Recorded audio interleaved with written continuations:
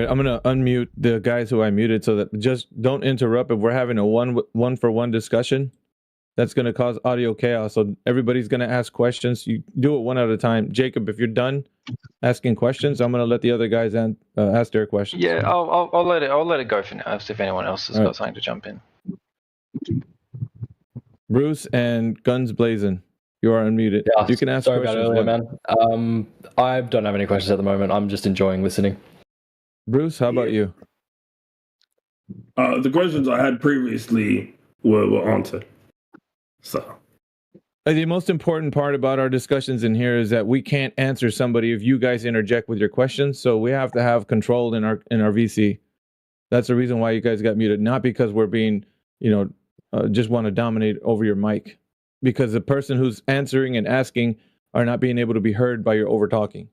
Sorry. You haven't muted me at all, so that's fair. You've been. And, sorry for getting hot and bothered a little bit, guys, but people come in all the time asking us for a model and asking us for maps, and chances are they don't know what they're talking about or what they're asking for. And we do. We know what they're asking for. So it requires everybody to level set and come to the same understanding of what this even is before we can progress further. And that's what I'm trying to provide. I'm trying to explain to you how the globe was created. I can go further to describe how latitude and longitude came to be from looking at the stars, and how this geometry was constructed and not actually measured. Sorry to be a bit off topic, just answering Bloodsticker's question. No, it's not a voice changer. It's a downside from surgery. It does, yeah. No, he actually sounds like that. Yeah. We're not really too concerned with that, honestly. It's your demeanor in here that we're concerned with. Yeah, no, I don't. We don't mean to come off like, we don't. At least I don't. Are you in a group? Are you guys in a group? We know each other. I'm assuming. I'm assuming we're that not in a group. We do know each other. I'm assuming that other people coming in questions have the same thought. Yeah, I want to You fucked up. You fucked up. Your friend said you guys know each other, not that everybody comes in with the same questions. We're not hiding it. No, I don't give a shit. We do know each other, but we're not part of a group. That we're not here to fucking troll. Listen, okay, so the reason why I asked you guys if you're media, because we get that coming in here. We get people coming in groups, and they write news articles about us. Like if you go to USA Today, the newspaper, go to USA Today and type flat Earth, you're going to see like maybe 2 or 3 journalists who've written dozens of articles. Those people have been in here and have lost their fucking minds talking to us, and have left in an angry fit of rage that there's such a thing as flat earthers, and have gone on to write Cope articles. So, and that's not the only example. So when we get a group of people coming in and then surveying us with questions, doing the same thing like what USA Today writers have done, I mean, it's only logical that somebody like me who takes notice of this thing would just bother to ask, hey, are guys with the media? Yeah, I think what's the most important, at least from your guys' perspective, and the takeaway is that you guys don't realize that you don't know what information you think has solidified the Earth being a globe for you. And so when you're asking us questions, it's fair, right? You're curious. You want to know what we're talking about. And I want you guys to understand you don't really know the paradigm in which you believe the Earth to be a globe in the ever-expanse cosmos that you think that it is, in the solar system, anything that has to deal with something that you can't verify. So it's important for us to point that out, because right now, it's also important to answer your questions, however stupid they may sound, like where's the ice wall and all that. It's important for us to relay that information to you, but the curiosity overwhelms you when there's 3 or 4 of you in there. And so you start over talking each other and there's more questions that bombard us. We need to answer concisely to one speaker. That's important. Yeah, no, the other two should shut the fuck up and just let me talk. I agree, but I don't care how you do it, man. So as long as you get your answer from what we're saying, and not the other guy who really wants his question answered. So, but all right. So resetting this VC right now. Now, if you guys are being genuine with us, do you guys happen to know anything that can relate the paradigm of the Earth being a globe as far as what you know to be true? Anything. It doesn't matter what it is. I'll put it out there to you guys like that. So from can I get an example? If you want, I'll give you an example, like orbits of planets, the actual planets being what they say they are. Let's see, the Earth being what they tell you it is, from it being spherical to the axial rotation. the Earth spinning on its axis, tilted on its axis. And I'm giving you guys as much as I can out there so that you can tell me what you know actually really. And if you can, or let's see that how they drew that the Earth is an actual globe, the history, right? Who actually came up with it and discovered it and not invented it.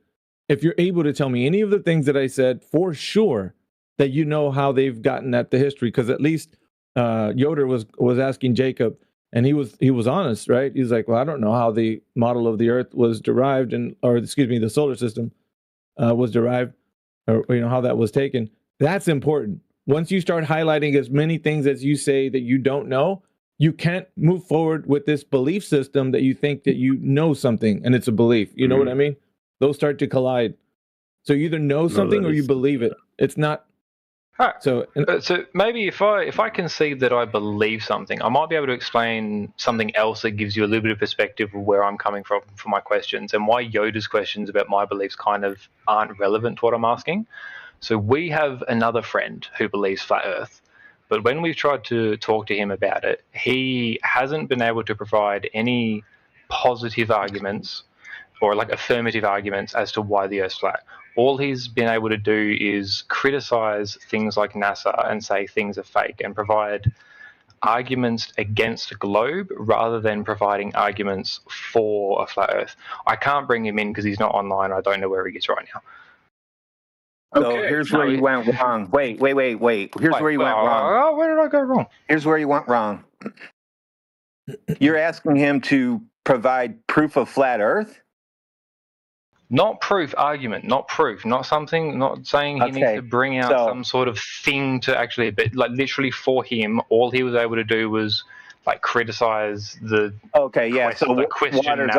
water's always flat and level at rest. There you go. I answered for him. Now you can't debunk that. That'd be my first answer too. Yep, mine too.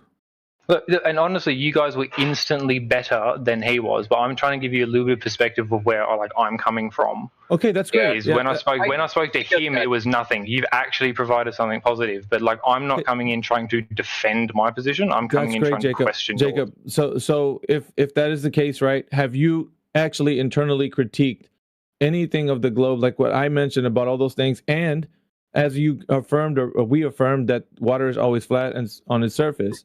And in large bodies of water, it displays no convexity, like as far as the Earth being a globe. If that statement is absolutely true, have you internally critiqued the globe in any way that you could find that it's not the nature of reality, that what you believe is true? Have you done that? I would agree that water's flat at rest. Yeah. However, I would say that the explanations that I've been given have seemed sufficient enough. Although I will concede that I've not gone in critically. So just the... I mean, it's going to keep it broad, but the things that you're taught in school, the way you're taught how everything works in school, right? You got the globe Earth, tectonic plates. Yeah, I know, but what I'm saying, Jacob, is that you haven't been taught, you've been told. There's a very big difference. When you're taught something, you actually can repeat and do the thing that they taught you. When you're told, you don't know how. So I would venture to say that you've just been told that the Earth is a globe. You haven't been taught. Do you agree or disagree? Sure. Sure. Even if I concede that, I don't see where that gets us exactly.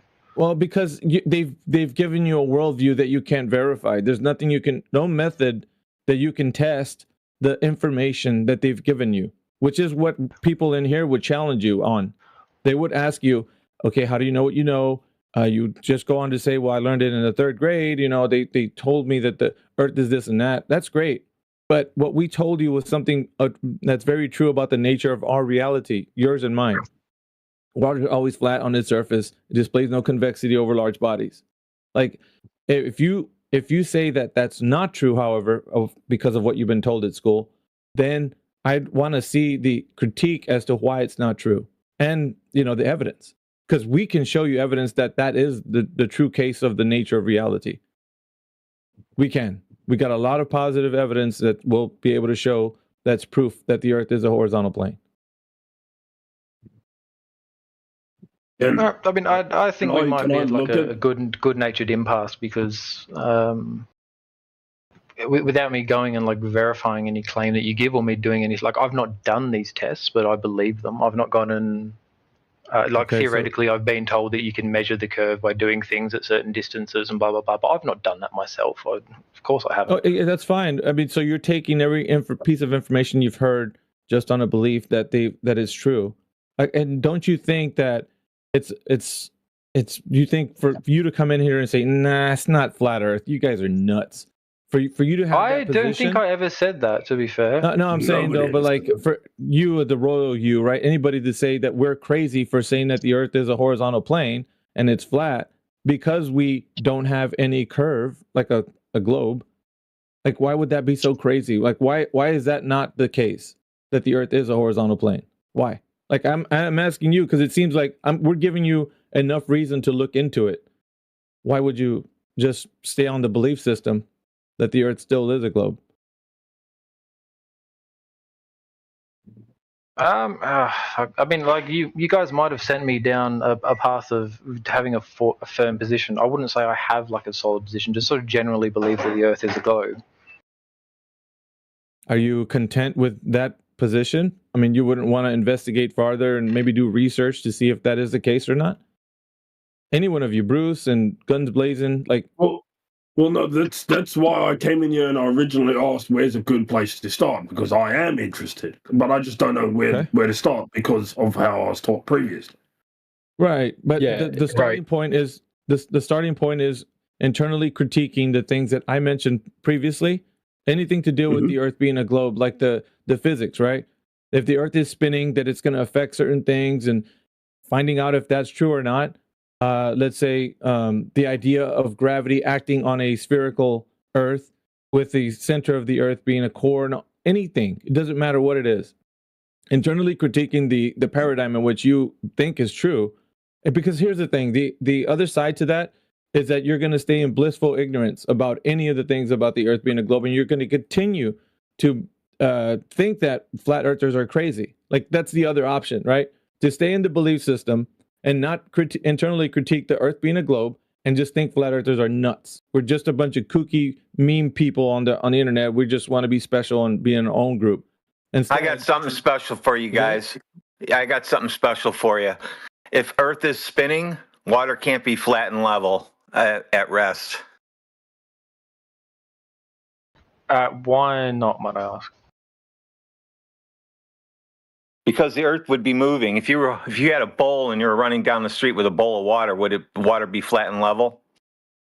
But wouldn't that also depend on how fast you're moving? No, 1,047 miles per hour. All right. See, but within the entire context of the globe, gravity holding the water to the Earth makes sense. So, like that. How? Okay, he's giving you something to internally critique that part about gravity, right? So now we're going to get into now we're going to get into how you can defend that position. So how is it possible that you can have what he just said, and now you're going to be able to defend it? So we're going to listen to your defense for it. Go ahead. This is how you critique it, Jacob. He's giving you an example how. So now your position is to defend that from a position that you know this is the case. I wasn't stating that it was a position I know is the case. What I was saying is that from within the other side, within the other side against you, let's say like I'm neutral in this, their explanation is that. And so you're just saying the water would fly off, and I'm saying no. Why so would it fly off? Yeah. You're saying we're saying one thing, but you're saying another. Here's the thing: their position doesn't have any verifiability in it. You can't test what they're saying to be true on what we're saying with physics. You can. Yeah, you can test what I just said. That's the most important part. He can give you that on your position. You can't. You'd have to take it on running with the bowl. I can test that. Is that what you mean? Yeah. Well, no, because the idea that the water's sticking to the exterior of a sphere and it has motion, like it's spinning, in any way using the gravitational, explanation. Because then you'd have to know what gravity is. You'd have to go into like how it's described in physics and such. And you also have to explain how the Earth pulls the water with it as it's flying 66.6 thousand miles per hour around the sun while it's spinning. So you got a couple different directions just right now until I bring up more later that you guys have to also explain why you don't have any feeling of motion. It's like internally critiquing the paradigm of the Earth being a globe, Jacob. And you've been told this grand story, and what Professor Triangle is showing you is that I don't think you've really taken it to the place where you can find out whether it is true or not. And if you just say, here's the other side of it, if you just say, I just agree with their explanation, then you need to detail what in the explanation makes any sense in physics that it would be the case. To have a position that you can say you still believe it. Because even if you can explain it, that's going to make it sound to us like you don't really know why you believe what you believe. No, so I've got sort of two things here. The first is that like I'm not like a debater or an apologist, so I don't have a lot of these things off the cuff on the answer that I think you expect me to. But the other thing is that some of these tests or these examples that you're giving me to like go and do would still be possible, plausible within the globe. No, we're saying that it's not, Jacob. This is the problem. We're saying it's not, but you have to present a position where you understand that it would be the case. In other words, if we say no, it can't. I can give you a vague understanding, but I feel like you're just going to criticize my vague understanding as the reason why. That's what an internal critique is, Jacob. An internal critique is finding out how to criticize what you believe to be true and facing the facts that you don't know if it's true or not. That's what it is. That's what we do. Of course, that's what we're gonna do. Why wouldn't you want to do that? You're gonna find out whether or not. So to go with the spinning ball. All right. So to go with the spinning ball with water, right? I can't test that. I can't replicate that because as objects get bigger, they have more gravitational pull. Right? The mass of the object is involved there. So I can't create a miniature example with a sphere and have like water stick to it. Like so no example can be presented, right? No example can be presented so that we can understand if that physics is working on the globe that you think you live on based on the explanation that they've given you. So we're now left with this imaginary, hypothetical example, and no real physics can be applied to a testable example. And on the other hand, Professor Triangle can do that. This is a problem, right, for you.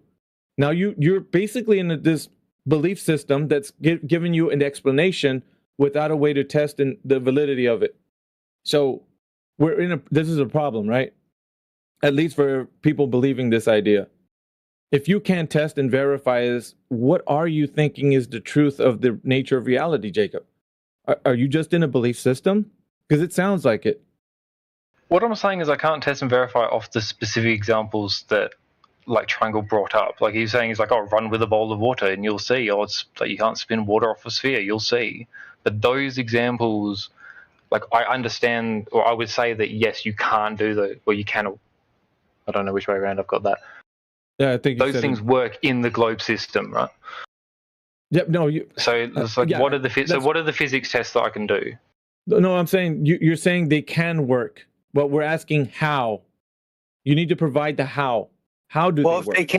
If they can work, when I'm running with the bowl of water, it should be flat and level. Gravity should be pulling it down, but it's not. According to you guys, you can spin water on a ball and it stays perfectly flat and level if you don't touch it. No wind, no nothing. It's perfectly flat and level as far as you can see. Not tiny bits of curve, just flat and level. So go ahead and give me an example of that on a globe.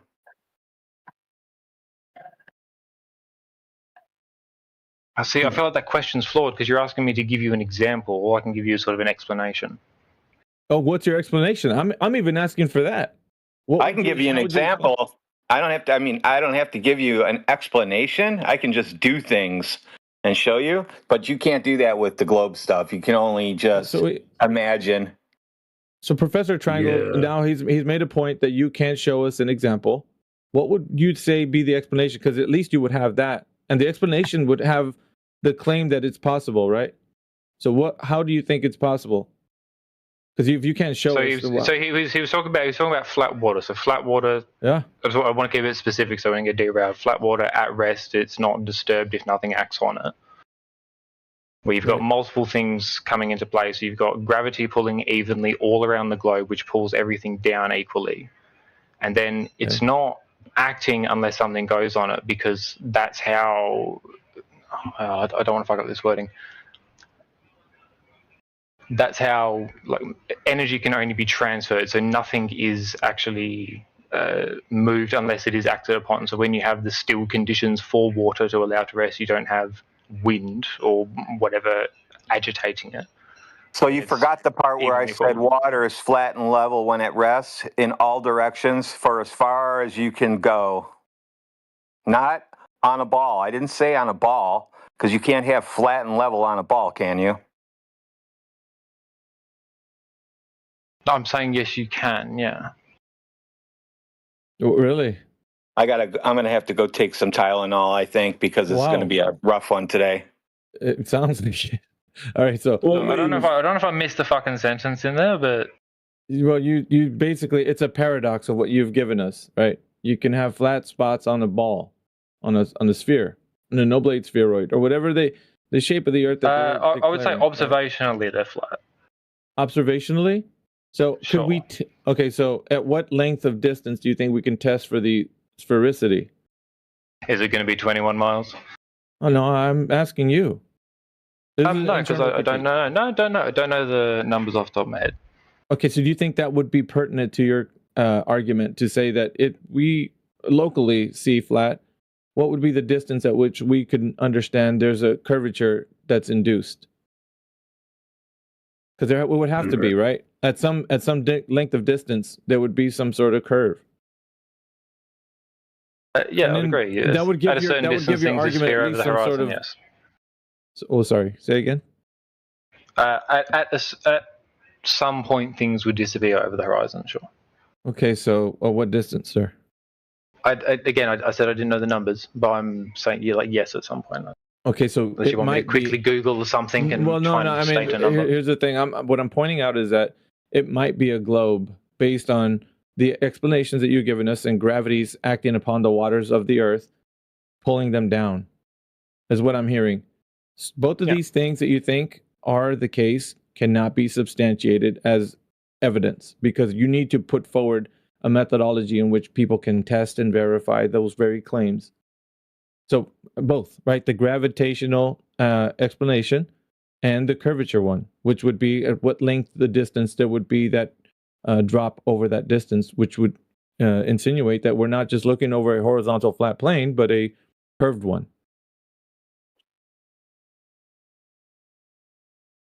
Can you do this, guys?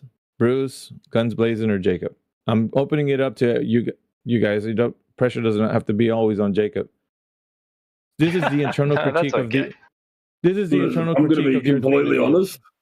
I'm going to be completely honest, all right, mate? Here's a breakdown. I'm super fucking high right now, so I'm currently lacking the ability to really do that. All I can do is nod along and agree at this point. Okay, that's good. We're getting somewhere, right? That's good. He's calm. He's chill. Well, I mean, I know Jacob's a little triggered, but that's fine. It's the nature of the beast. Guns blazing. Do you have a way to explain? I'm calm. Oh, I'm just listening, man. I can. How do I word this? I can care less. I can openly admit and agree with the saying that we are told, not taught, and I can't present facts, figures, etc. That's also in a sense why I'm here, because I'm open-minded to other possibilities. But I can't sit here and engage in a proper debate because I can't give maths or physics behind the argument. You know what I mean? So I'm just happy to listen. Guns blazing. I get the reason why, and I'm glad for the intellectual honesty, but this isn't a debate. It hasn't been for quite some time now. Now the reason why I'm saying that is because we're just critiquing what the globe has to offer, and you're not. None of you, not even Jacob, who feels a little bit slighted by what we're doing in here, none of you are to blame for any of this. All right? We're all in the same boat together, all of us. All right? So we all have received the same information that each one other has.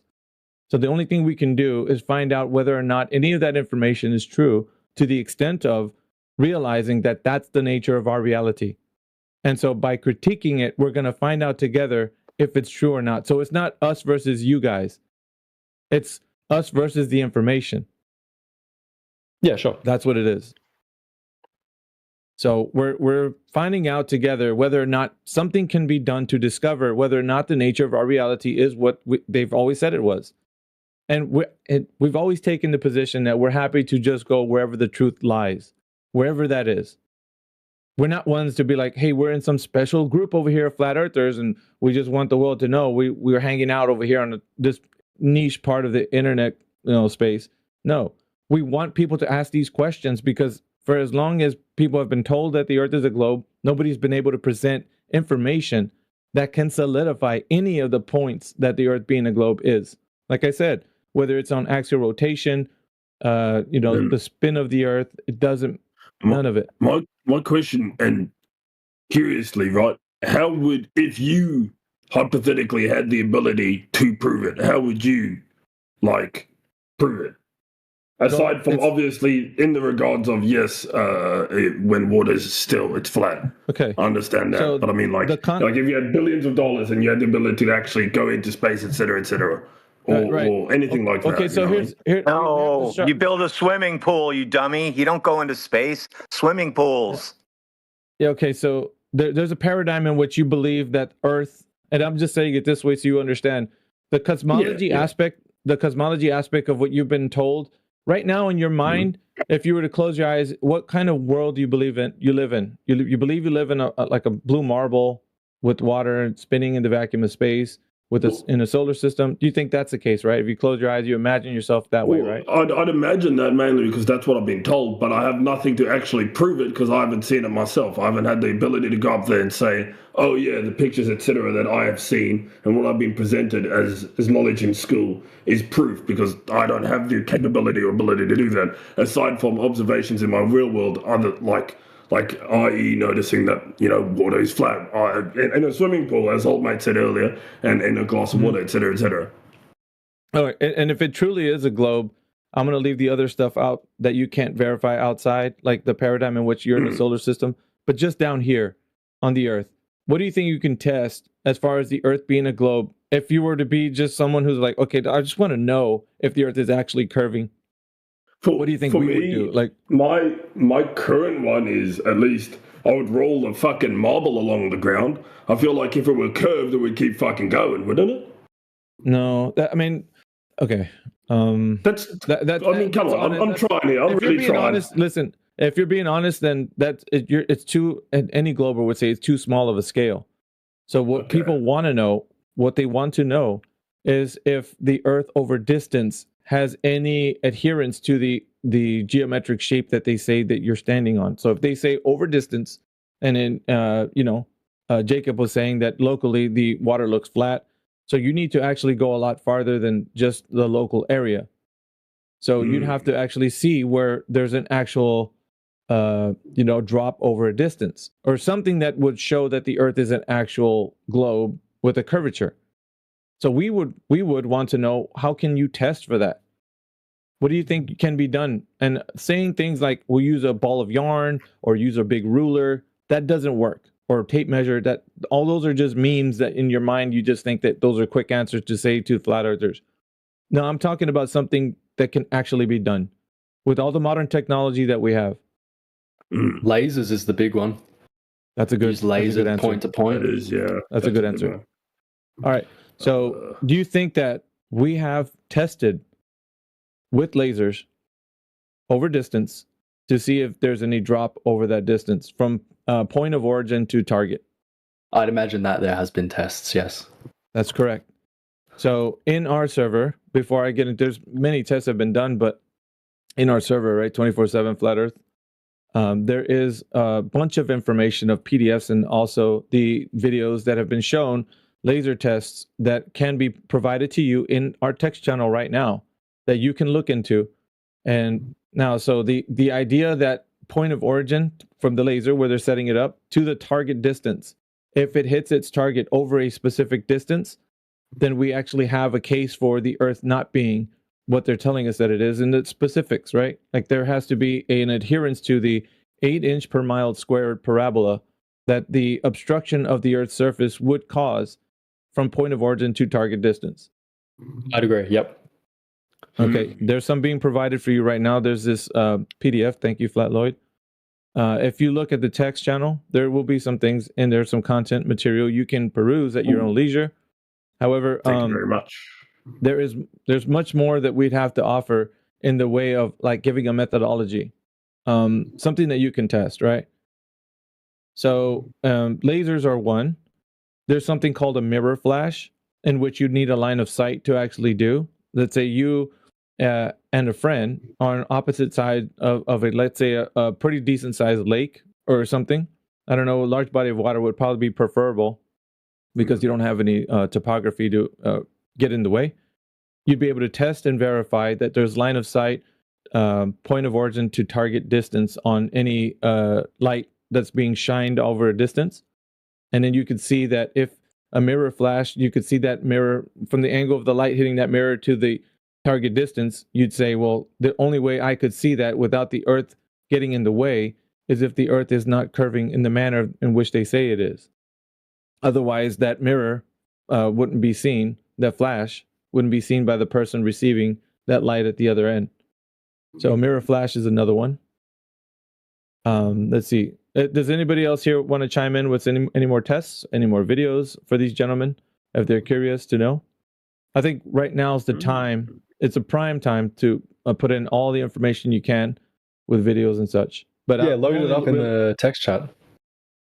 Yeah, I'm relaying information to you guys that these things have been done. So you can, I mean, where is Lake Beloton? Right. So, and yeah, like I said, it's hungry. Okay, so coming from a perspective that you may not know how the Earth is a globe, looking into this, you might have, and I would say this right now, you might be a bit triggered and have confirmation bias to say that, no, we know the Earth's a globe. But if you don't realize that you didn't answer how you know it's a globe in this conversation, it leaves you at least a bit open-minded. Shall I put it that way? Like Guns Blazing said, at least I'm open-minded. I'm here to listen. At least if we're presenting something that you can actually see that's been tested, then you can go with that test. What was that laser test, mirror flash test? Were there any others? I mean, like we said before, we know each other, and you're kind of making me want to test some of these myself. Sure. There's so also... we have 2 or 3 people we can do these tests. So laser test, mirror flash test. Yeah. Okay. I don't know. Do we know a good lake? That we can test that, by the way. One test you can do is shining a laser into a glass of water, and you'll find that the light bends. What? Who said that? So don't use air. Don't use air like you would normally shoot a laser, right? You put a big laser inside water. Put laser down in water. All right, what am I looking for there? Because the laser test and the mirror flash test, I understand the point of that. What am I looking for? No, don't listen to that guy. That guy is not what we're doing. He hasn't been here the whole time, so I'm not sure if I really should or not. He's on the I hadn't heard old man. He's a pretender. He's on the globe side, you guys. He's a fake. We'll tell you right away. Industry plant. They do this, right? Every time somebody's curious about what you can do to test, we get like these guys throwing their bodies into the gears because they don't want you guys to know. Yeah, Matthew should be appearing soon. We'll just test that theory. Okay, let's put it this way. They're listening on the YouTube live stream. So once we start getting to this point of the conversation that it's at right now, they're going to come in and say things that are like just crazy. You'll see. Yeah, you'll see. It happens every time. Every time we get to this part. I'm not so easily convinced. I don't think they have to worry about anything, but I'm sort of... That's good. That's good. At least you are. That, right? You already admitted water's flat and level in all directions when it rests. It's not curving. See, but you say that, but within my own... Look, whether you want to say it was told or taught, within the own system I have in my head, that works and there's no... You weren't taught that. You just imagined it. Told. Fuck me, dude. Like, yeah. No, right. You weren't told that either. You just imagined it because somebody put a globe on a desk and spun it around. Yeah, you just imagined it. You made that up. Well, I've got a genuine question. AV, do you not see how that kind of behavior comes across as like negative to your side when someone is genuinely curious and you've got Professor Triangle doing that kind of shit? Agreed. Well, I mean, here's the thing, though. What he's elucidating, and I'm saying because I've always been on the defense of the flat Earth, right? And I'm only saying this, Jacob, so you realize the position we're in right now. What you think has been told to you, it's not something that someone explained how things work. They're just showing you something and told you how to imagine it works. So he's actually elucidating that fact. So he's making it very apparent to you that when they say that they even told you that the Earth is a globe and water sticks to it and stuff, they did exactly what he said they would do. They'll plop one of the classroom globes on there, and they're showing you, hey, look, they spin it around with their hand. This is how the Earth actually works. And then all of us, everyone in here, were told this information. It's like they just indoctrinated us with this, and they hadn't given us a methodology by which we could verify this is true. So it's that might be the case. Sorry to cut you off, but that might be the case. But you can still answer it in a less demeaning or less aggressive way. Yeah, we are trying our best. Like this behavior's been the kind of. I have a feelings problem. I have a feelings problem where I don't care if I hurt people's feelings with the truth. So that might be my problem. I don't care if it hurts their feelings. Well, that's look, even though I kind of respect that, I'm not talking about feelings. I'm talking about like there's been the whole thing AV mentioned before that I'm triggered, and I apologize if I've said anything that makes me sound like that. I promise I haven't been. And fucking, that's what I'm saying, Jacob. And AG said before, like he's like, oh, here comes the crash out or whatever. Like that's not what happened. We've been way more like good faith than you think we have been. Take it. Let's reset. Let's take it from the place where you're being inquisitive on what to do. And I think going from that position will give the validity, at least, to you questioning more. Because I'm not going to say it's going to give you the position to say, like, oh, we did a mirror flash there at this flat. Like, no, it's going to give you an indication that it's not what you've been told, and you need to do more research. Because each and every one of us, we don't just like, some people, it might have taken months to say that the Earth is flat. Like, and so others, they got it like in a week. So everybody, it takes a very different amount of time based on the type of belief that you've had. Like perhaps there's some people that believe that there's space out there and there's more planets. It might take those people a really, really long time for them to come to grips that that's not the paradigm. Because we didn't even get into how that's not even true. Like when you think about Earth being embedded in a space versus it is the space that everything's embedded in. Because there's two cosmological paradigms in which we talk about, like the Earth we live on, we would say it's just the floor of all of known reality. It's the floor of the universe, per se. If you're going to talk about the Earth in a very specific way, right? It's not embedded in a space, like a floating planet in a vacuum of space, but rather it is the entire realm of all of existence. And there's nothing else outside of that except for what you see, the twinkly lights. But there's nothing you can do to verify there's anything outside of the space that you're in, like, outer space. So in your minds right now, you think we are embedded in a space. The cosmological paradigm in which we are like a globe inside of a vacuum, all that stuff. There's nothing nobody can do to verify that's actually the case, except for more belief on like what astronauts do when they go up into the vacuum of space and low Earth orbit on the ISS. That's not to believe, bro. That's a fact. Well, okay. Yeah. So the opposite would say that if you say that is true, in what way have you verified that to be the case? And it's not just like, I'm posing it to you guys, it's not just like being indoctrinated by videos and testimony of astronauts or anything like that. I want you guys to realize what position you have right now. It's either knowledge or belief. And so you could say that you've seen it, but it's only been like through a camera from like a rocket or something. But if you think that's actually true, then follow that all the way to the end to where you say, I know that there is a vacuum of space up there and the physics works in such a way that, you know, rockets can travel in a vacuum. There's a lot of stuff attached to that paradigm. But what I'm telling you guys is that it's based on belief, because if we were to follow the logic train on any one of those things as how you think that Earth is a planet embedded in a space, then I would say, how do you know that? Because there's so much that you really do not know, that you've been living you've been living a lie for this whole time, believing this information.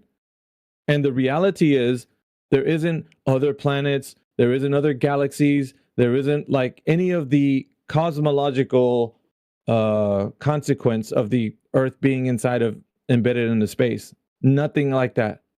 We exist in this realm, and this realm that we exist in, there's nothing more than all of this. There's no more outside of this place. There's only being here and talking about what's happening here.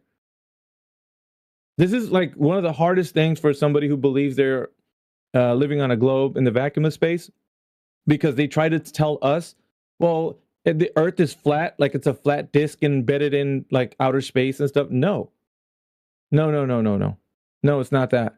We don't lay a claim to shape. So that means that we're not telling you the shape of the Earth in like it's a flying pizza disk in the vacuum of space, because it's not embedded in a space. Do you guys realize what I'm saying? Like, it's not embedded in space, like an object in a vacuum. It's not that. So our position is that it is the realm. It in and of itself is the floor of all known reality, the floor that you're standing on. You can't. There's no underside to it. There's no like getting around it. It's just all what we know. We've only been on the surface. Weirdly enough, that's a better answer to the question that I asked ages ago with what kind of description or like a model. Like, I'm okay with it being vague or esoteric like that. Like you're saying, it's the ground of reality. Like, that's the kind of answer I was looking for earlier. Yeah, I think a lot of times we don't get to this part because we're dealing with the minutia of the argument, which would be the minor points. Getting people to realize that the specific, this paradigm is such a mind job that to unravel each particular of it, we would be here for ages. And not only that, on the other side is that you have this belief system that's kind of like bolstering your idea that you live on this Earth that's a globe. So it would be like we're arguing about like the little parts about like what make the Earth being a globe what it is, but the overall worldview of like the what do you think about cosmology? I think is always going to be the overarching a paradigm that's going to be kind of keeping you to that. Because so long as you still think that you're a floating planet in a giant galaxy, like everything else within that little part of the Earth, like as long as we're talking about things in there, you could still imagine it being whatever. Fine if you were just a flat Earth in the expanse of the cosmos. But what if that story can't be validated? And that's all been just kind of like people giving you an idea of what, because I'll put it to you this way, a long time ago, people would look up at the sky and just imagine what's up there and give all sorts, and you guys may know, if you know anything about history, they'll give you religious ideas about like these mythological beings and all kinds of stuff that's happening up there. But none of that was something that they could verify to be true, and a lot of people believed it. Well, there's no difference for this particular idea of the Earth being a globe and a ball planets floating around, and they got gravitational orbits and such. All that stuff is kind of like a long time ago, people believing these mythological stories of gods like up there, roaming around. But you just believe it in a little different way. It's masquerading as science. And you guys don't realize that. We're bringing that to you so you can realize and confront from your own selves, like how you know something to be true. Because if anything that they said of the Earth being a globe in the ever-expanding cosmos is true, something would hold true in any of that. But if in any of that you just think it's a belief or you don't know how to explain, then all of that you should be like, dude, I'm in a freaking cultish belief system. I actually believe that the Earth's a ball planet spinning around, and I can't prove it. So whoever told me, I must be following them for whatever reason without any questioning. Because you would do that to anybody that's like in a cultish idea. You'd be like, dude, you just follow these people because you're just believing whatever they say. Well, you haven't looked in the mirror, pal, because you're doing the same. You get me?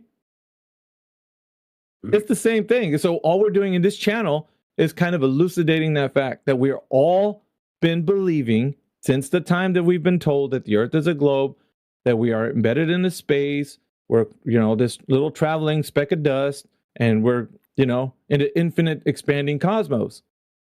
But we can't validate any of that, man. Like, that's the position we're taking. Not to mention the Earth being what it is. We can't validate anything on the Earth being what they say it is. So it's all been this grandiose story that we just accepted as fact.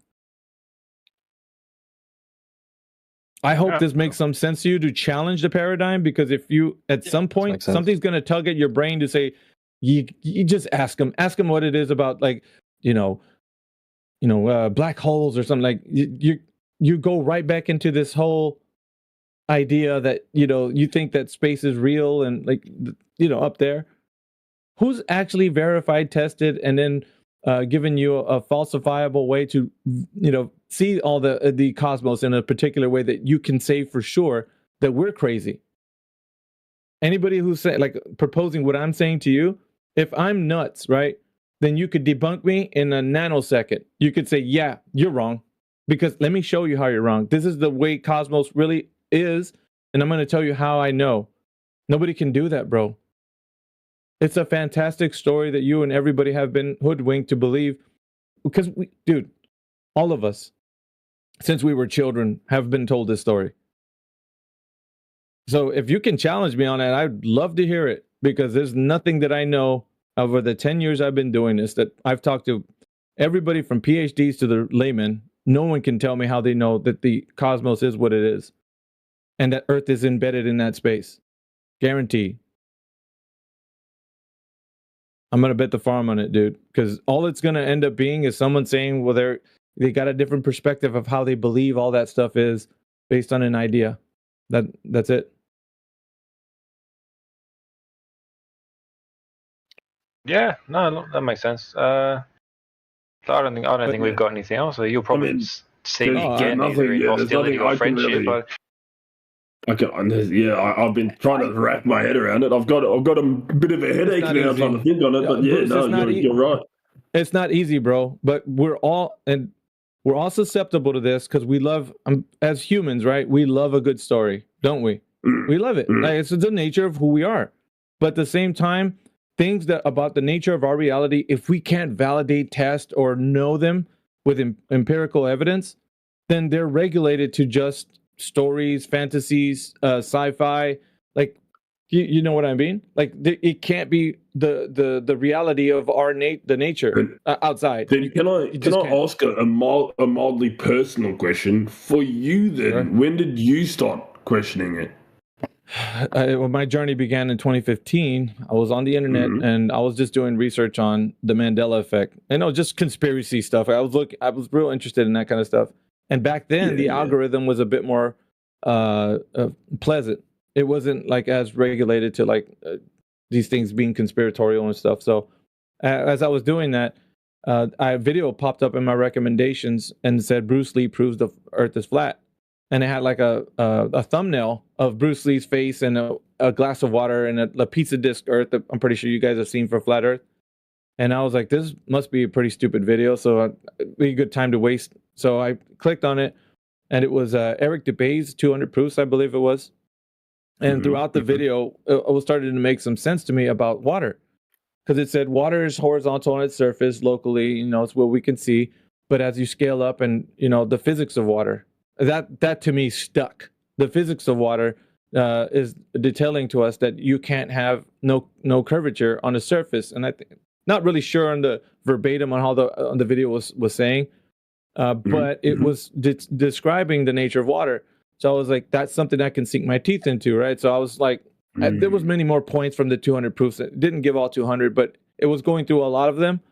And so that one stuck out to me. So I was like, okay, I put the video aside. I'm like, that's kind of interesting that they're saying water's flat locally, and as it scales up, there's no convexity. So I was thinking in my head, well, that's kind of weird because we have the oceans, and I mean, there has to be some curvature in between point A and point B, if we're saying over distance. So I was like, let me go see if I can verify any information in science or in some sort of physics that I can detail that water is actually curving on its surface at distances. So I went to, as far as finding out, like, I went to some sources in academia to actually, because that's where I go. I don't mess around with internet bobbleheads saying what they are saying. I'm going for the people who study the nature of our reality, right? That's what I think anybody should do. So I went to a source in LibreText. LibreText, I don't know if you know what that is. It's a great place for information. If you want to. No. Anyway, I went there and I looked at the. Say again. What was it called? Sorry. LibreText.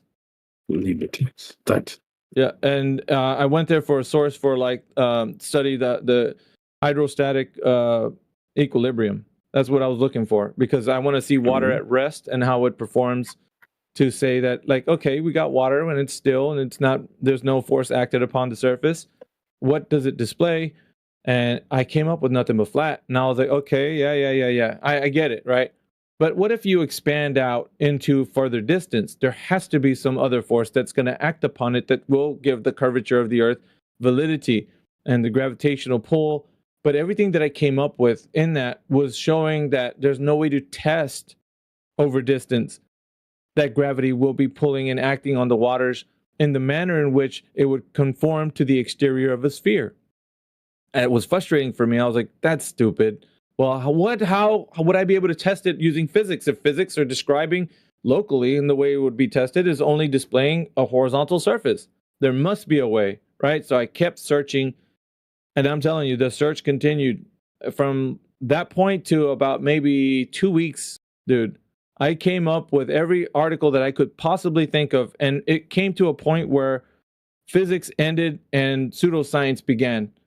You know, and it was like there was a limitation to knowledge in which people can actually research and be able to detail at certain distances.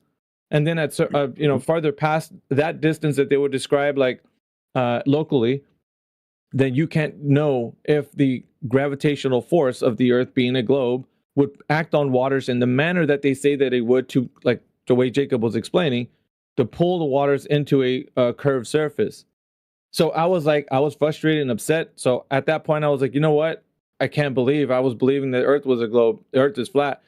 Based on that, my knowledge was based on water. It wasn't based on like going into the minutia of flights and all that. I wasn't concerned with that. My only concern was how academia, after all these years, was detailing to us that the Earth is a globe. That's it. My only concern. I don't care about what you and everybody else has to say. I only care about what academia has proven with applied sciences, right?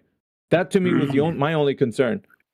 And I couldn't, for the life of me, and you guys can do it if you want, challenge me on this, to see if there's anything in physics that can describe how Earth is an actual globe with water, over distance, that it will show to be conforming to the exterior of a sphere. Now, if you guys can produce this information, and I think you are going to be dude, I'm telling you, there isn't anything out there. Nothing, zero, zilch. Everybody who's in here who says they're a flat earther in 24/7 had the same type of response, if not worse, dude. Some people that are in our group were actively against us for a while, until they realized, they're like, dude, I can't prove that the Earth is a globe. There's nothing I can do locally, or, I have to just either believe it or discard it. So some chose to discard it. It's not easy, dude. But what I would say is, try not to be suckered into all the memes on the internet. Go straight to academia. Go straight to academia. That's where you should be trying to challenge how you know if the Earth is a globe or not. But then my question comes down to, how would I know if something that I read in terms of, let's say, with other flat earthers, how would I know that that's not a meme and it's just, or you know what I mean? Well, coming into it brand new, and I hate to put it this way, but coming in brand new, come here. Don't listen to what there's. I'm telling you. Come to me. Well, I'm saying come here to this place. I know what you mean. I know what you mean. We've curated this platform so that people can engage on a very basic level, but at the same time, when you get to the advanced level, we're here for that as well. So We want there to be a location where people. That's 24/7 has always been like that's been our. We're in the back chats, bro, and we're going over our arguments. We're talking about like why we said what we said. But the most important thing, that the takeaway, why we come here day in and day out, why we're always here, is because we strive for excellence. We strive for it, dude. Every single day, we don't want people to walk away just like with this memeish idea of flat Earth, like you get from every other place on the internet. Mm-hmm. So I'd kind of like to take this in a slightly, like still on topic of flat Earth, but not so much on the proofs, if I can put it that way. I more so want the opinion of you or anyone else in this chat on the why. So I know it's like a classic question that gets asked to people who believe in flat Earth, but we'll definitely answer it. Yeah, but it's like, so why the lie? That's the question. Well, I mean, it kind of answers itself, but I will tell you that it's not so much the perpetrators behind the lie, but rather the information that holds you to it.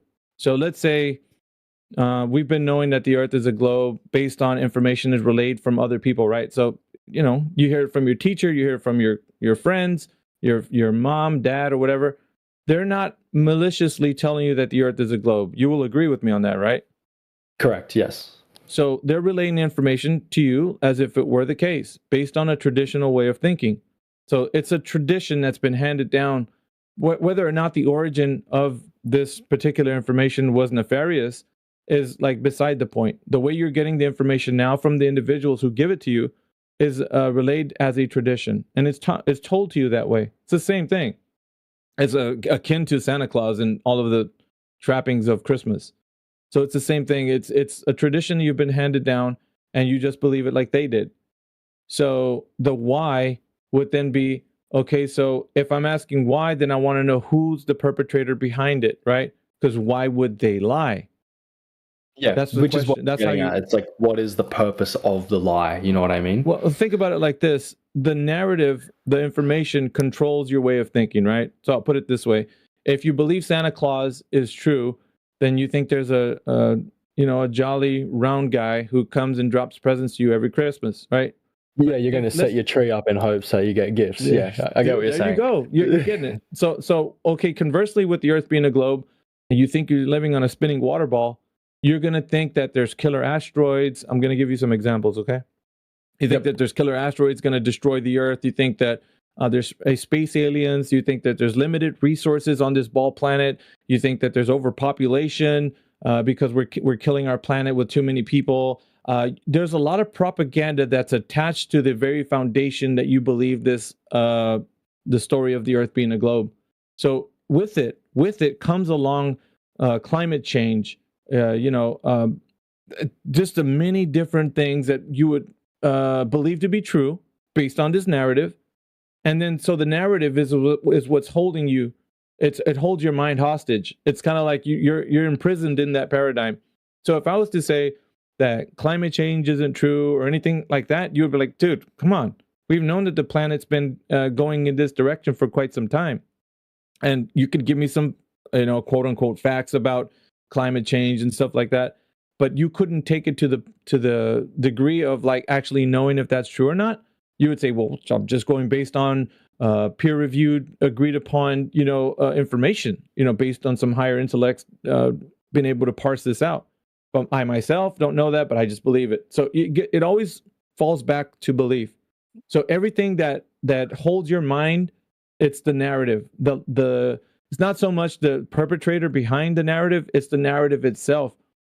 Okay, so you don't have to accept that. It's a conscious choice you make to accept that narrative. So if somebody tells you that, that's because you think the Earth is a globe spinning in the vacuum of space, that you think there's climate change and overpopulation and all these other things. And we got to get off this rock. We got to go live on Mars. Okay, this planet is dying. In about 12 years, we're not going to have whatever, ozone layer, what have you. Alarmist bullshit, yeah. So you would say that it's almost like used in a way of control through fear or propaganda in a sense? Yes, dude. So wherever the mind goes, the body follows. You agree with that statement? Sure, yeah. So if you think that you don't have enough resources and Joe Schmo military guys like, dude, here's this gun. We need you to go fight this war because we need to get our resources from those guys. Those guys, we're running out. All right. So those guys got a lockdown on the. If your mind was free, and you knew that the earth replenishes itself on everything that's natural, you wouldn't go and do everything that would control your mind to do those things. You wouldn't. Sure. You would resist. You'd be like, no. How would I? No. I'm not gonna go. I know that oil is not something that just runs out, dude. We've been tapping into these things, and it's just one instance, right? And the mythos of like dinosaurs' bones being like the reason why we have fossil fuels, that's a huge mythos. But if you look into any specific narrative, you'll find out like that's not true, what they've been telling you. But because you believe the Earth is a giant spheroid spinning in the vacuum of space, it gives it credence. Do you understand? Yeah, I get where you're coming from. So yeah, it's the narrative that controls you. It's not so much, like I said, it could have had nefarious beginnings. But what we're telling you now with the state of affairs is the only reason why you're trusting that information is because you think you live on a ball. And all of this is true based on that information. So it's like a foundation. And everything else is fear-mongering, controlling your mind. And then of course, like this politics server is rooms full of people that believe these narratives. And every single narrative that they believe to be true, you can affirm this as well, controls their actions. They want to go and fight for the good fight, right? Whatever side they believe they think they are, because the narrative is controlling their mind, and wherever their mind is, their body will go. They'll take a sign and go protest in front of a highway, no matter the impending danger of cars coming. Like, I'm telling you, if you can convince somebody, it's like I think what you're trying to say is like they like the globalists or this cabal, whatever Davos is, it convinced us of a world of lack of resources, and how inherently as a Western society we over consume what we're entitled to. However, in reality, it's just a fair amount of resources that. Yep. If you can convince somebody of a lie, you can get them to commit all kinds of crazy stuff, man. You can get them to do all kinds of things. So yeah, it's used as a method of control. Why wouldn't they want that method of control? If a government body says, "Hey, we gotta watch out because we're overpopulating the planet, guys. You can't have that many kids." You will say, "That's true. I can't have that many kids. I gotta watch out. I gotta take care of my ball planet." But what information do you have to say that that's true? Like, you can't verify what they just said. You're believing it, So I can attach almost every narrative to the fact that it will link back to the Earth being a globe. Something about the Earth being a globe you'll be like, yeah, of course, because the Earth is a globe. Duh, I got to take care of my planet. And to some effect, yeah, you don't be like a trashy person, but at the same time, the Earth is not what they've been telling you it is. It's good, how does that? It's plentiful. Go ahead. How does that connect to a flat Earth, though? All right. So let's just say that the Earth is a horizontal plane. It's a flat Earth. Then everything of the Earth being a globe and all the little octopus tentacles that are attached to every other narrative is not true. All those tentacles just die out.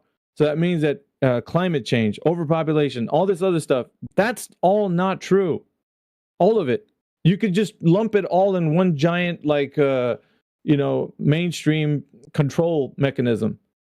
That's all okay. So explain this to me. Say there's climate change going on, and it's climatic. It's because of the Earth's volcanoes and tectonic crusts. That's where the climate problem is.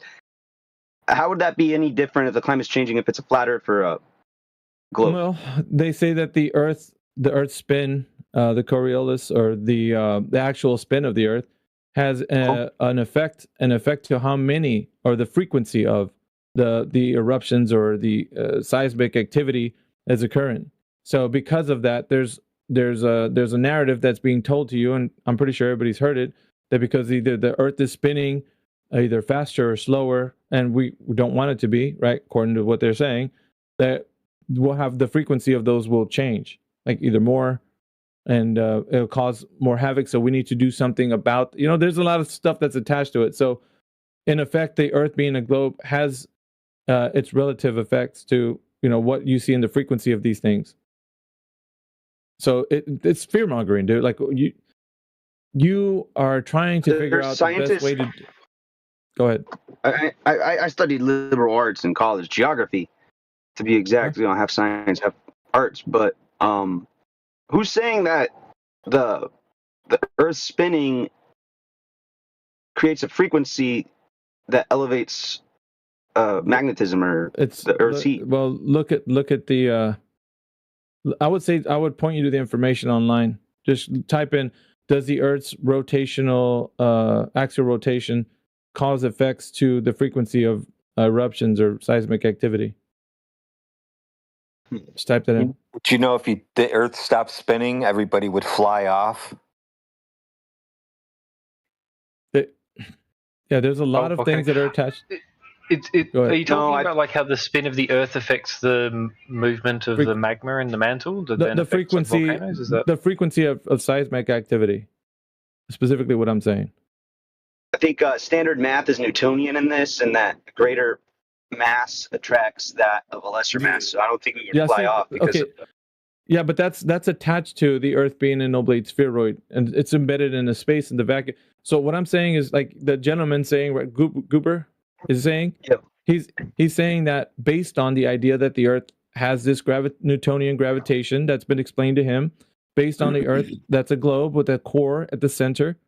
Isn't that true, Goober? Okay, so you're saying that the globe is the whole basis of the of gravity? Yes. Yes. Mm-hmm. That's how we all understand my foundational. You can ask anybody here. That's how we all understand it. I've understood it to be that way. Have you? I assume big object in space, big object make gravity go bigger, right? Yeah. Everybody understands it that way. Something to do with size and mass. Gravity is funny because gravity fixes everything with the globe Earth. Like, if there was no gravity, nothing with the globe Earth works. Nothing that they tell you is going to work if they exclude gravity, so they got to keep it. That's also true. Did you understand that, Goober? Like that it's attached to... Like everything that you're saying is married to the foundation, which is the Earth being a globe spinning in the vacuum of space. Everything's married to it. You can't divorce it and say it's something separate because it's all attached to the same paradigm. And all right, so that's like the red pill. Just so I get clarification just so I can get clarification on terminology. When you say the foundation, you mean the foundation for what we've been taught originally. Yeah, that's what I'm saying. Okay, thought so. Just double check. From the very start, like if you were to peel back the layer of onion of process all the way back, what would be the foundation for the thing you're speaking of? Because like, it would be secondary to the actual premise. The premise would be that the Earth has to be this thing before we get to the part where you're talking about the physics that work on the thing that you think you live on. So you'd have to go all the way back to, okay, well, what causes gravity? And well, the rotation of the Earth's core, or whatever it is. And we're led back to like, how do you know that? And the answer is, I don't. Well, gentlemen, this has actually been extremely fucking enlightening. I'm going to be honest here. And I've got a hell of a lot to think over. But it is 9 p.m. over here in Australia. And I'm getting a bit sleepy if I'm getting too high. So, but I will say thank you for teaching me, boys. This has actually been extremely eye-opening. Yeah, what's up, mate? Bruce, I love your voice. Will you come be my president? All right. Well, thanks for joining us, Bruce. Thanks for joining us. And like, if you want to inquire any more, we'll be glad to help on the finer points. Of course, if you want to talk about physics in any way, science or whatever it is. We're more happy to talk about it. Expect to see me around a little bit more, So you expect to see a bit of an annoying Australian around. We have a lot of Don't worry about it. Can't wait to hear from you. Fuck yeah. Yeah. You boys have a good night. See you, brother. Ditch. See you, mate. AV, I've got a kind of different question, just because of something you said before. If this isn't like a generalized flat Earth opinion, then I'm asking you personally, just because you mentioned something about dinosaurs, like the fossil fuels. Yeah, fossil fuels, the oil, how the narrative, I would say, is that they've formed over the millions of years. What's your opinion on the planet in the millions or hundreds of millions of years ago? Like, do you believe that reality has always existed? Do you believe that reality was formed at some point, like the Big Bang? I suppose it's a little bit more philosophical than questioning. Yeah, it's philosophical, what's your opinion there? For sure. Well, since it's philosophical, I'm going to say it like this. I'm going to detach from the physical right now conversation that we've been talking about, and I'm giving everybody a heads up. I'm speaking on a speculation on the fact that my understanding of foundation that I would say from a philosophical standpoint is a biblical perspective. So I would take it more from the Bible stance of how all things began was from a creator. So if anybody wants to talk about that, it's a separate conversation than the nature of reality in which we can discover is true. So, as a sort of fair enough with that question. As a follow-up, is there like much of a divide between sort of atheism and creationism within flat Earth? Like, is that something that internally? Yes and no, because there's only so much that you can actually explain to a level of scrutiny that you can tell somebody something. There's a physical, mechanical process that occurs with like the nature of our reality and how things are made, and you could go to as far as to say that there is an overarching impending force that cannot be described in words. So what is the first cause would be the question, right? What makes all of the things that we see, the mechanical processes of reality, be what they are and operate in the manner that they do? Because everything seems to work mechanically. If we look at all organisms on Earth, to say that they have no coherence or they're random acts or random chance, the things, the ecosystems and by which all organisms, the laws by which they abide are perfectly interwoven with each other. So organisms themselves are very curious, very specific things, right? Like say the body, right? The body is a very amazing machine. It's made up of tiny organisms that all function together in an ecosystem. So all of these things and the laws in which they abide by and in are done in such a process that couldn't be explained by an unorganized kind of like random chance. Because it's not just that the organisms work in a fashion that they do, but it's that they're embedded in a space, these organisms, that will only allow them to work in a specific manner. So it's like all these argument things, to fine tuning, essentially. Yeah. You're getting it right. So you have to come from a more position that's advanced to say, if I'm going to make an argument that they don't have that mechanical process, then I'm going to have to say like what gives it coherence, because that's going to be the ultimate like coup de grace for me to say like they don't. Like I have to at least give you reason to think that they don't. But if I'm not giving you reason, if I'm just saying, well, we can just hypothesize that they could just have no coherence and they can be doing whatever they want at any time, then that's not going to give foundational laws to why things think the way they do and the manner in which they do it. So like if you're saying a cell does this one thing and it interacts with its environment and it does this other thing, then I want to know what gives it coherence to do that. And it needs to be done in a very a very specific way that doesn't give a prime mover a chance for it. So a prime mover would have to be the cause for that, which is my position. But you would have to lay a foundation for how a prime mover is not needed to initiate that process for the organism to be embedded within a space and interact with its space and also function in its space. All right. I know it might be a bit convoluted if somebody's listening. I've heard some of that before in within religious argumentation, but sure. I don't really want to I don't want to drop you from the conversation. But is there an atheist flat earther that wants to sort of answer the same question? Is sure. What's the view on the start of the universe and that sort of thing, the millions of years ago? Well, yeah, but I mean, it'll dive into a lot of stuff. I'm here. Yep, Earth is flat, stationary, and it was created by a creator. Not really what I asked, but no, he's saying a person who thinks there wasn't a prime mover, Professor Triangle. Yeah, so someone that's not going from the atheist angle. Someone that is going from the atheist angle, not a religious or. That would go against your whole brain. Would start melting if you thought things just popped into existence by themselves. There was two that we had in there, but I don't think we could ever get to this part of the discussion, Jacob. Because it was more of it was a very contentious point for that. There was one atheist I remember being in our group, but we couldn't have a conversation like this because it would trigger them to argue from a very it was more angry, because we don't accept that, it could be the case that there isn't a prime mover. So it wasn't a good way for them to actually articulate their point. They were doing it out of emotional state. So I don't know. Very, very hostile. So it didn't. It is the environment. Once we get to this part of the conversation, will get very hostile. All right, but not with me.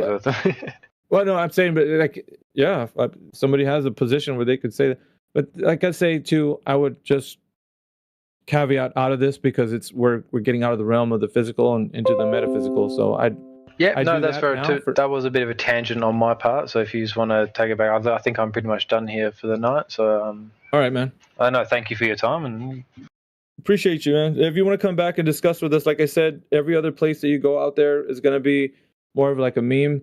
You'd find a bit more. It's a better conversation in here when it regards to that. It also depends what time you jump in here because there could be some crazy stuff happening when you jump in. So. Bear in mind. Yeah, I mean, look, I will be back with questions or arguments or something at some point. That's just a thing. But I look forward to talking to you then. Excellent. All right, man. Good stuff. Hope to see you next.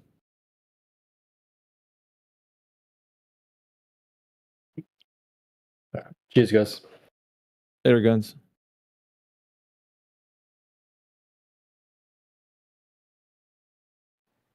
Pretty good conversation. Really good.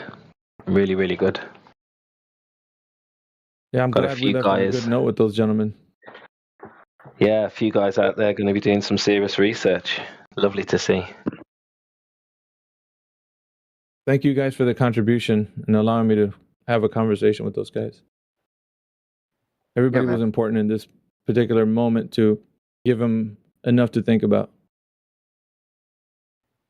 Well done. I see we have more people in the chat. Plague's in here. See, Roots is joining us. Yoder, are you still with us?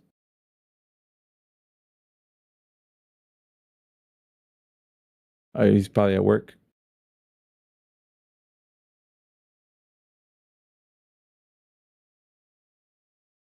Yeah, man, good stuff. I didn't want to go too far into that. It's more like esoteric and metaphysical versus just talking about the physical world. So there's a limit to how far I'll go with that in here.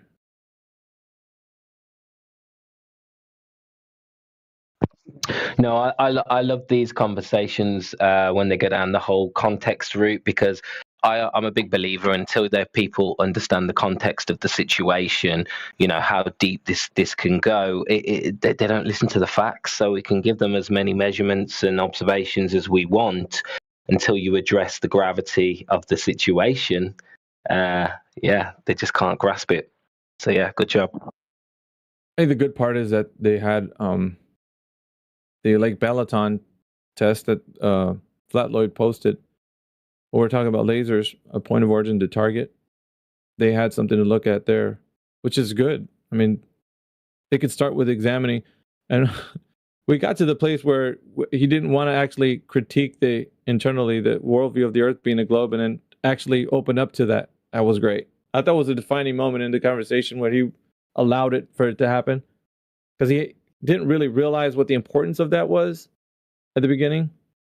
But then he started to realize maybe it is important. I should look into the Earth being a globe, because I don't know if I know it's a globe.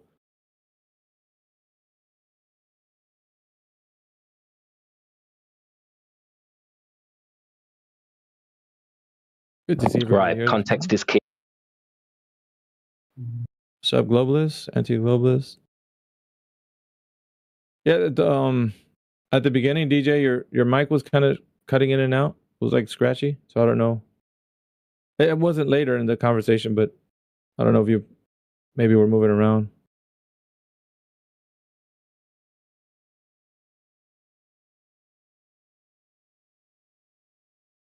That user in here, Ducking Overlord, was Mike was scratchy for a while, and it started to sound like he was asleep.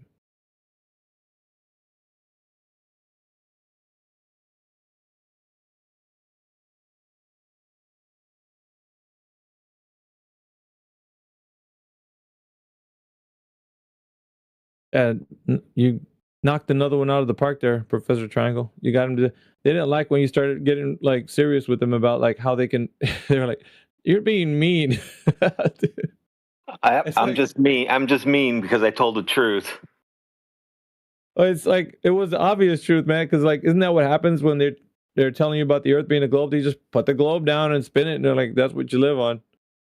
They don't tell you. They don't inform you on how the mechanics or anything of the no they Earth tell being a you globe work. Listen, we're in a classroom, so you'll just have to imagine that why this works like this, but here's the globe, and just look at it, and you'll have to use your imagination because there's no way to show you because I can't bring the Earth into the classroom. And then everybody goes, oh, okay. That was good.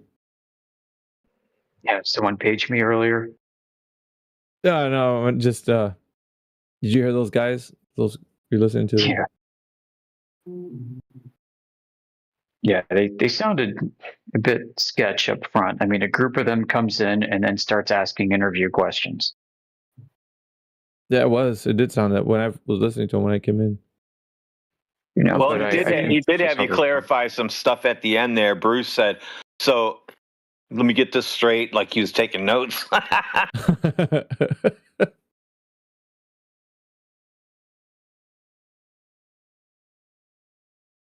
Most of the time, I think they think they're dealing with like just the meme of flat Earth on the internet, like the way the other people respond to them.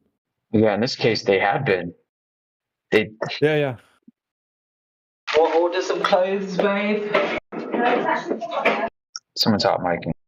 Yeah, they haven't had an experience talking to genuine people like us before, so it was. I didn't know if we were going to be able to get that reaction, so it was kind of. Like I said, there was a defining moment in the conversation where they actually were just like listening instead of trying to get their point. Because at first they were just over talking each other, trying to ask their questions, and it was just a bit chaotic.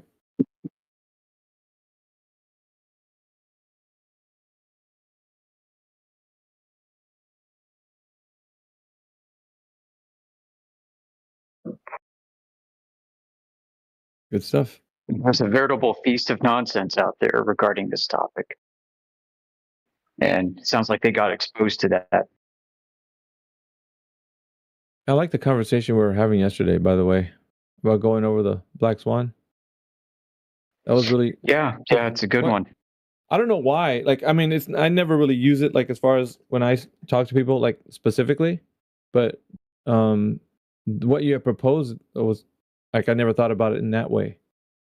So that was kind of a spin on that. But that's why it made sense. Like, dude, I can't imagine. Yeah, because when you're saying it's a black swan, that means that the swans were white. That means the Earth was all like thought of as a globe, but it's the same thing. It's like nobody experiences that, so you can't use it that way. It has to be exactly within our experience of the Earth. Yeah, within your experience of the Earth, you witness the Earth being a globe because, right. It's conceding to them that this is the baseline. Yeah, and it's not. It makes it seem like it's an anomaly, like a really rare observation, whereas it should be reversed, right? We should be like basically all swans are black, right? Where's your white swan at? They don't have one. Every observation surpasses where you should see on a globe, right? Like you never ever see a so-called white swan in this context. I was even, DJ, I was saying, what if it's, because I thought maybe the whole Karl Popper white swan, black swan, I was thinking maybe that's not even the right position to even put the argument in. It's not. But you know what I mean? It sounds so malformed, like to put it in that, because then that was just like it's either this or that kind of a question, but it's not. It can't be this or that. It's only what we say it is and describe it to be. So the audience hears us contradicting ourselves. We say this is the default on one hand, and then it's the exception on the other. It's the exception on the other, yeah. And I've never, it's weird because I've never been doing that, but we bring it up kind of like a this or that thing. And I don't know, like, I think maybe that's just, the whole Karl Popper thing was just a whole wrong way to go about it. But I mean, anybody could continue to do it because within it, you still critique the distance to the geometric horizon. So that's still being critiqued, but it's still giving them kind of like the flat earth was the anomaly that was discovered. And that's not an anomaly. It's the true nature of our reality. So I want to live it that way. I don't want to put it and it's like, oh, we found out that it's not, but you know what I mean? Well, get rid of this. It's a black swan out of your lexicon. I think don't ever call this a black swan again. No, I think the main part is that you don't know what's going to flat smack someone. So people are so, enamored in the system that they've got something. There's always something. Like I've told you before. My family is very right wing. Okay, northern Minnesota. Okay, I really can't talk to them about flat Earth at all. I mean, they really see the space age as God gifted America because of American exceptionalism. So when I even try to talk about flat Earth, they think I'm some liberal, atheist, communist sympathizer, Antifa member, something like that, right? The conversation never goes well, not even remotely well. But my uncle, he was really into fluoride. So when I showed him the video of astronauts telling kids to swallow their toothpaste, he's like, that's a clue. It really had nothing to do with the topic whatsoever, but it's able to peel that crack in the shell where he was like, I know fluoride's bad, and I know astronauts don't lie. Astronauts just told kids to swallow their toothpaste. Yeah. So okay. I was going to just double down real quick. Mm-hmm. So this could be something where someone is so entwined in the system that they know Christopher Colombo saw boats disappear bottom up. And he used that observation to discover the new world. Then you show him, look, it's an optical effect. It's not a physical effect. That could be just enough to get them to start thinking about their challenging the globe or challenging what they thought was true. Yeah, it wasn't the conclusion, Crit, that I was saying that is incorrect. It's the formulation of the argument that I think is using Karl Popper's example of white swan, black swan, using the modus tollens as if this, then, if P, then therefore Q, that sort of thing. I think because it's not, you can't put it as it could be put as a if this or that statement. It's just what it is. It's what we see it as and what it's known to be. So it can't be put into me. That's the way I'm looking at it. It can't be put into that. You can if you want to, but all you're going to do is give them something to think about.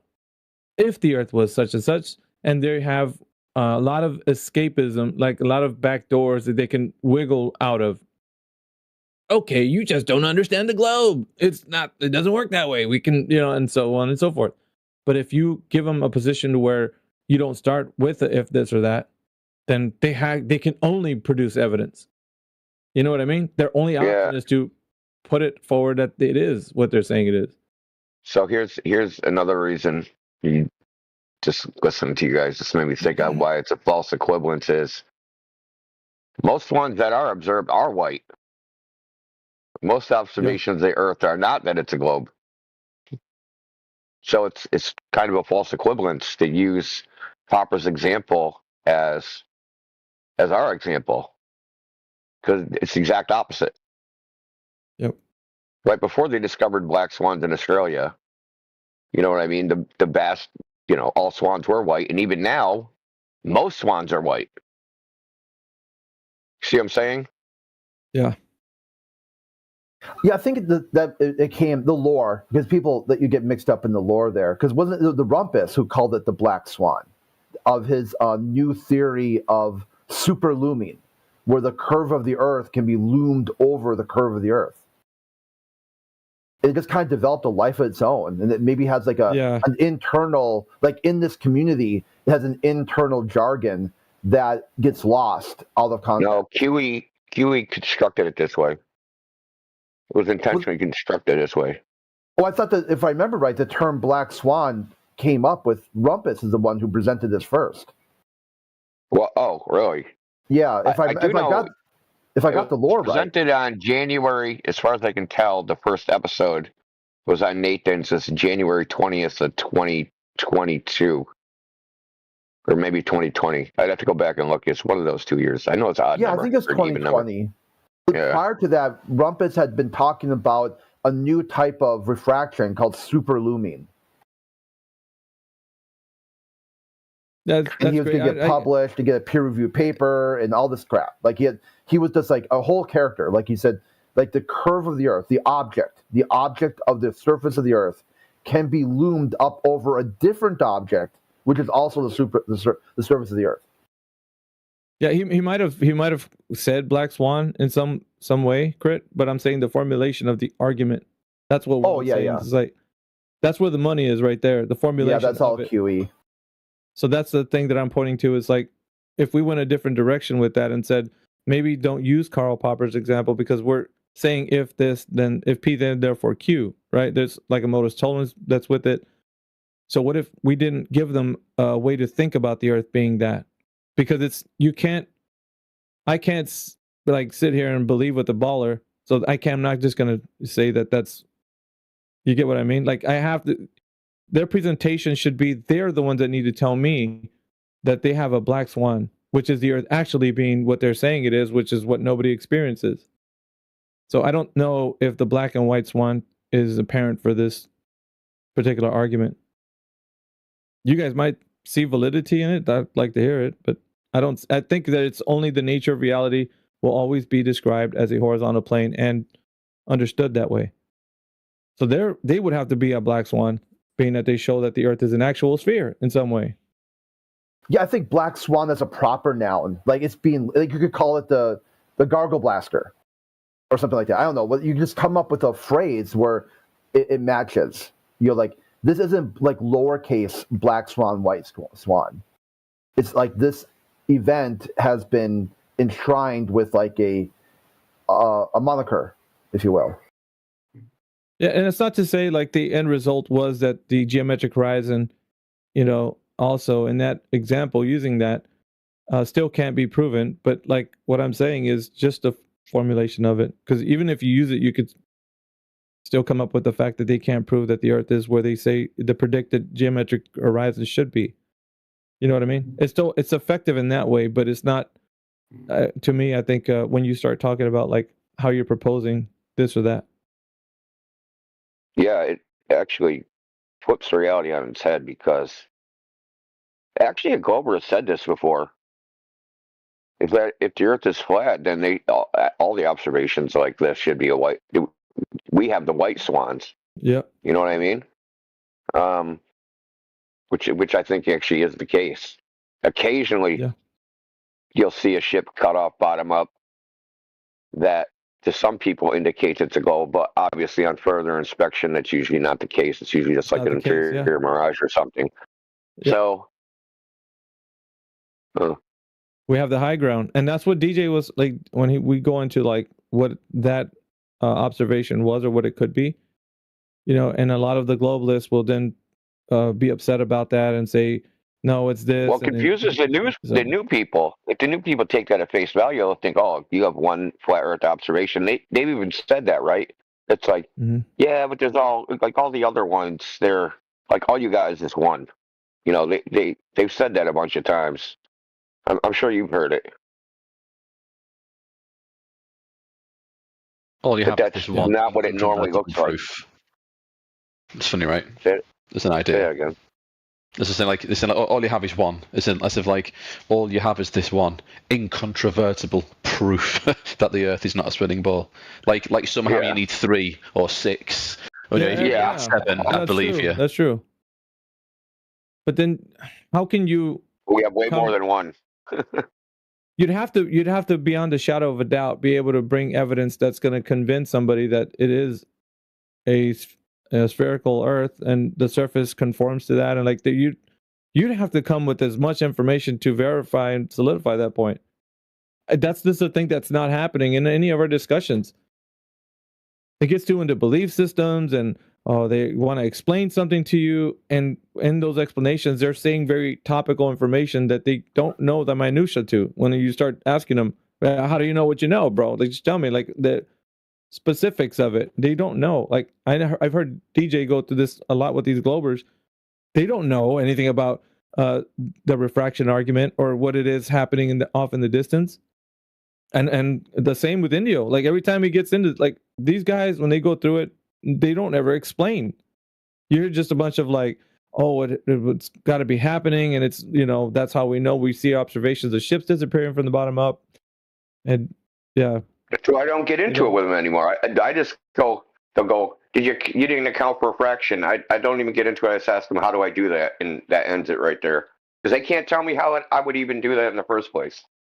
I noticed you doing that recently. Yeah, I think it's important where I'm like, okay, sure, if I account for refraction, I can't give it to them. What would be the maximum distance you would be able to see? Where's the goalpost?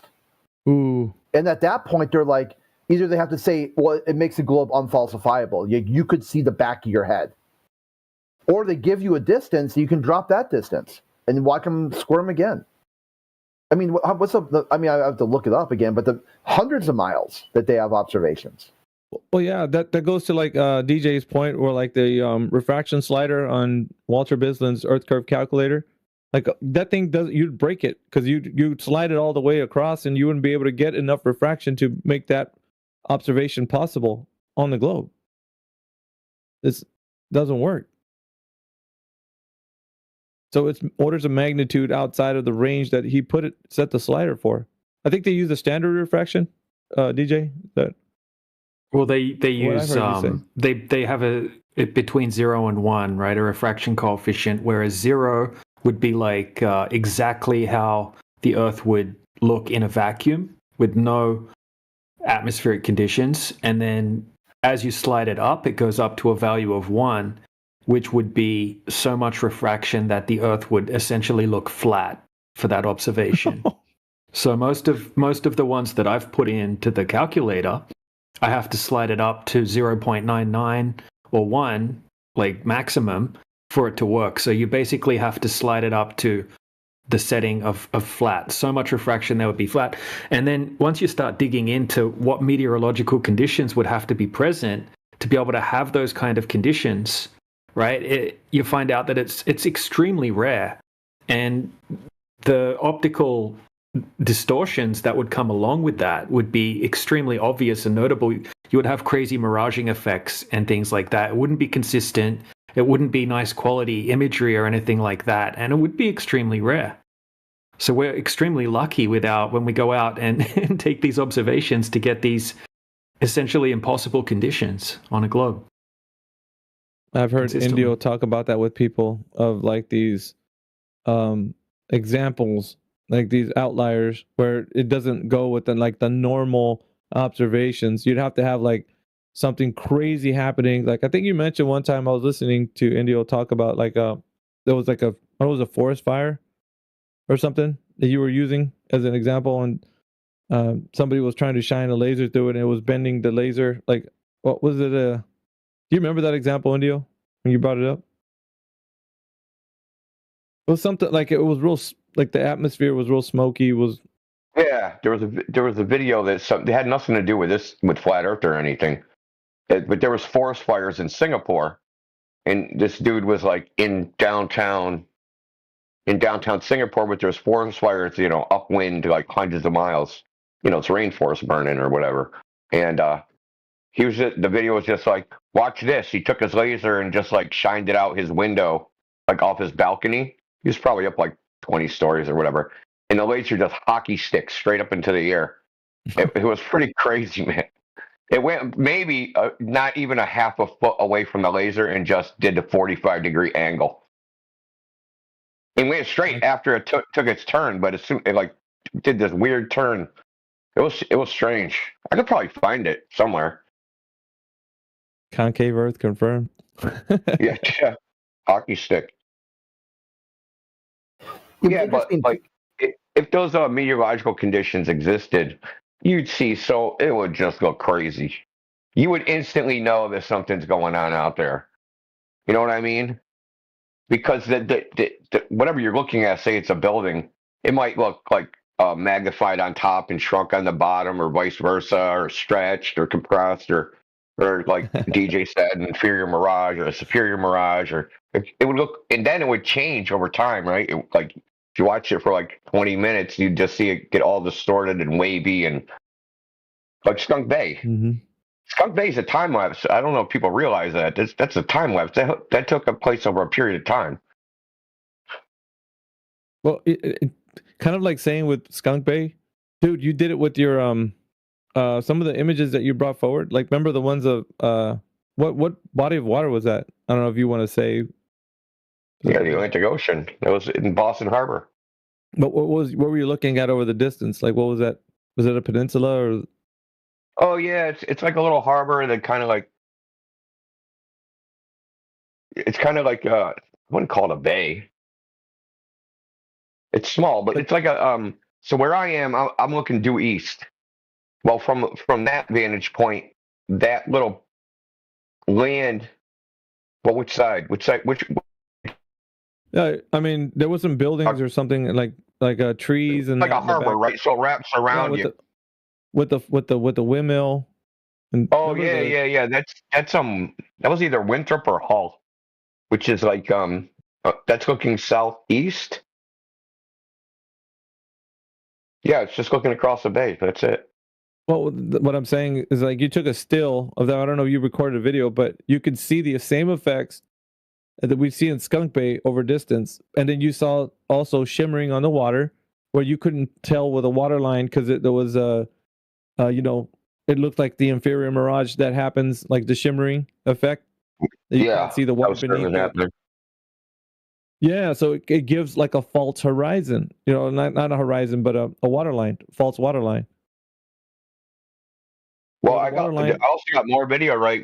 There's buoys out there, and the buoys are right at the edge of like where you can see, and they kind of like stretch and disappear and like reappear and then mirror and like do all these weird things because they're like bouncing on the waves, right? So as they're like bouncing on the waves, they're getting a little bit closer, a little bit further away. Now they're probably only moving like 10 feet in either direction, right? In any direction. But just even that slight motion, it was that like kind of like the boundary of like where the air disturbance was. So it was going like in and out of it. It was really strange looking. I got some video there. I'll post it in a minute. Yeah, I'm just getting to that. How is anyone gonna say that they can see the distance to the horizon if the water line is like cutting off what you can't, like, it's showing that inferior mirage effect, the shimmering, the heat haze on the water is not going to let you see the water beneath it. So, giving the impression of the water line not being where in the, you know what I'm saying? Like, if you were to see a horizon where you could tell me where the horizon is, I don't know. In your video, it kind of shows that the water line is not where we think it should be. Well, it's impossible to tell where the true horizon is because it's like, well, I should say where the actual limit is because there's a big inferior mirage in the way. Yeah.